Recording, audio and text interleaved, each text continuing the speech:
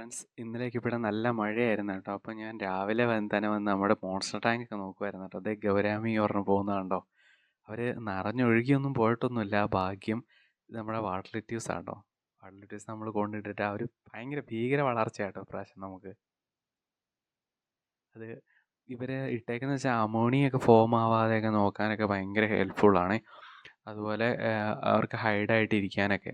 പിന്നെ ഞാൻ ഓർക്കുന്നത്, നമ്മുടെ ഇപ്പോൾ ഇത്രയും വെള്ളം നിറഞ്ഞപ്പം നമ്മുടെ പോണ്ട് കുറച്ച് വലുതായിട്ടുണ്ട്. അപ്പം ഇതിനകത്ത് കുറച്ച് ഗൗരാമിയേ കിടപ്പുള്ളൂ. അപ്പം ഞാൻ ഓർത്ത്, നമുക്ക് ഇത്രയും വലിയ പോണ്ടുണ്ടല്ലോ, അപ്പോൾ ഇതിനകത്ത് ഗൗരാമി മാത്രം ആക്കണ്ട, നമുക്ക് ആ അക്വേറിയത്തിൽ കിടക്കുന്ന നമ്മുടെ നട്ടർ ഫിഷിനെയും കൂടി ഇതിനകത്തേക്ക് കൊണ്ട് ഇട്ടാലോ എന്നാണ്.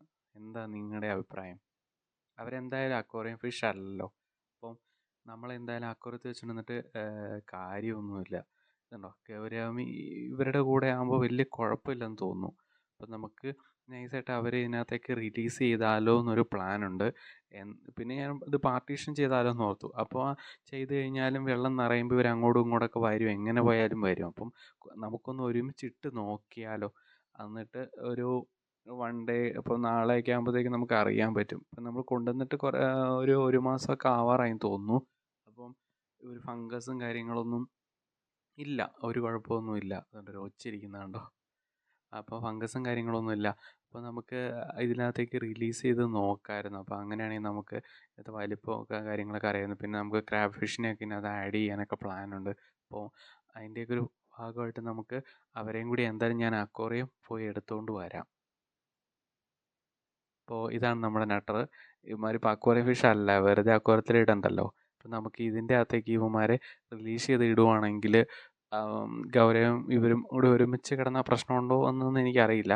പക്ഷേ ഇവർക്ക് വേറെ രോഗങ്ങളും കാര്യങ്ങളൊന്നും ഇല്ല. ഇപ്പം നമ്മളൊരു 2-3 ആഴ്ച ഇവർ നമ്മൾ ക്വാറൻറ്റൈൻ ചെയ്തതാണ്. എന്നിട്ടാണ് നമ്മൾ നോക്കുന്നത്.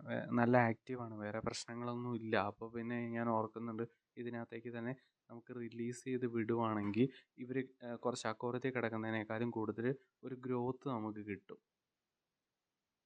അപ്പം എന്തായാലും വിടുന്ന വീഡിയോ എടുക്കാൻ പറ്റിയില്ല. എന്തായാലും ഞാൻ ഇറക്കി വിട്ടിട്ടുണ്ട് കേട്ടോ ഇതിനെ.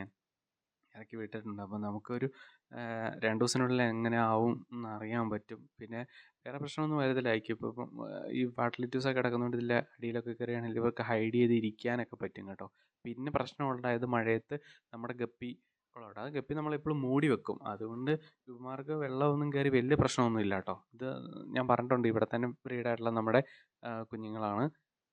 അപ്പോൾ ഇവർക്ക് വരുന്നത് ഞാൻ എല്ലാ ദിവസവും മൂടി വെക്കുന്നുണ്ട്, വെള്ളം നിറഞ്ഞൊന്നും പോയിട്ടൊന്നുമില്ല. പിന്നെ നമ്മുടെ ഗപ്പീസിനെയും ബാക്കി കുറച്ച് മീനെയും കൂടി ഞാൻ വേറൊരു ചെറിയൊരു ടാങ്ക് ഉണ്ടായിരുന്നു, അതിനകത്തേക്ക് മാറ്റിയിട്ടായിരുന്നു. നമ്മുടെ ആദ്യം ഗപ്പീസ് കിടന്ന ഒരു ചെറിയൊരു ഇതുണ്ടായിരുന്നു, അത് പോയായിരുന്നു.